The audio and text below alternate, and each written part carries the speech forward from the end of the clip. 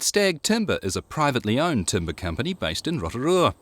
Around 50% of the timber they process becomes structural timber. The rest is used for outdoor construction, pallets and furniture.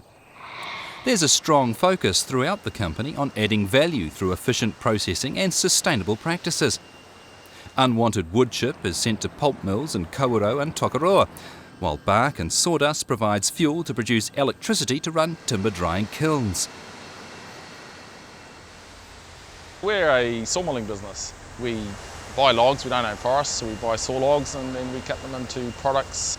60% for New Zealand, 40% is exported, and we basically cut 3 grades of log, just structural logs, Douglas fir and pruned. It's the largest sawmill in New Zealand.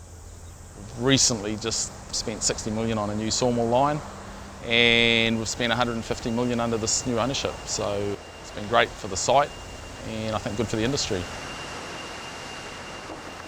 A lot of the logs are only suitable for lower end uses like packaging or formwork, so there's some markets for that. At the moment, horticulture is very busy, so we're getting strong demand for feedstock for pallets, bins and stuff like that. And then there's appearance grades, which comes out of pruned logs. And then we're looking at getting into engineered products where you can put lower grade timbers into a higher grade use by cutting out the defects, gluing it together, treating it correctly. There's LVL, there's glulam, CLT, cross-laminated timber. Those products can then go into multi-level construction. It's a good light frame construction material. Yeah, we're in the remanufacturing operation, and what we do here is we process the timber that hasn't made structural grade for building houses in New Zealand. So you can see if there's a large knot like this has been graded out by our new grade expert vision technology in the planer mill.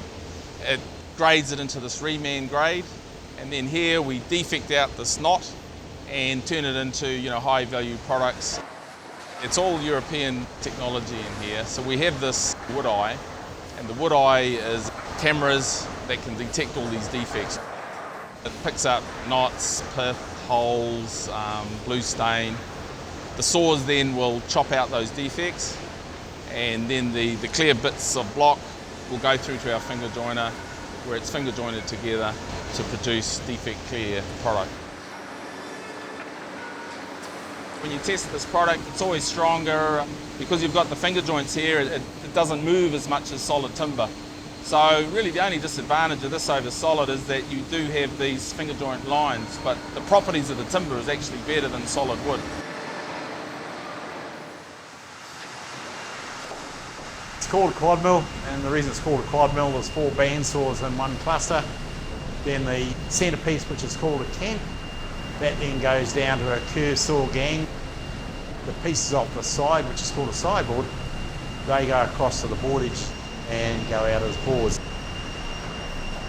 You'll get a lot more production out of a single line mill like this, where you're pushing the log through the saws rather than the log is going up and down on a carriage repeatedly backwards and forwards.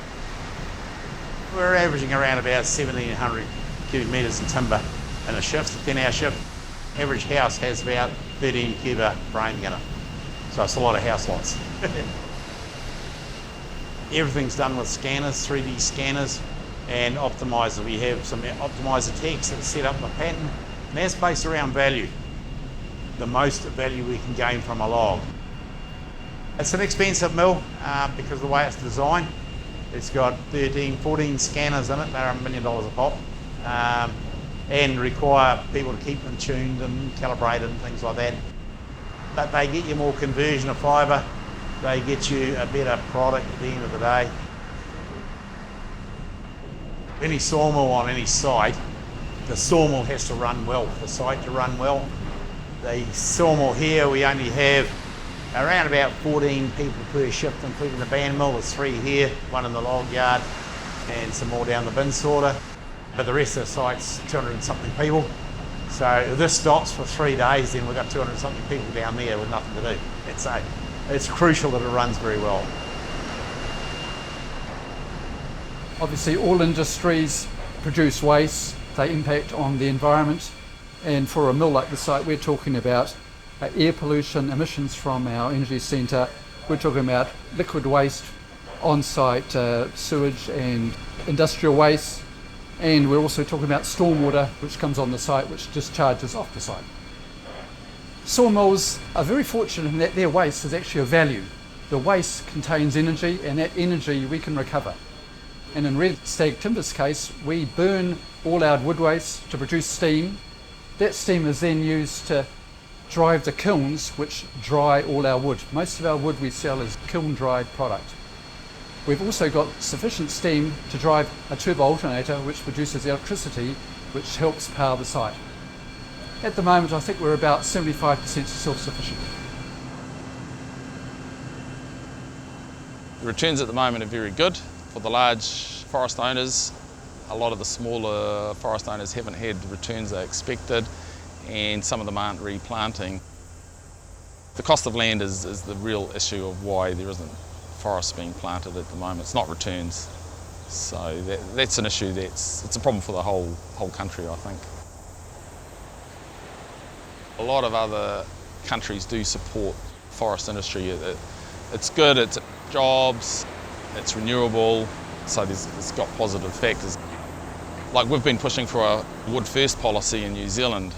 If buildings, government buildings, local buildings could be built of wood, or at least get priced, what would it cost to build this in wood, it would just start to help grow this value-added side of timber.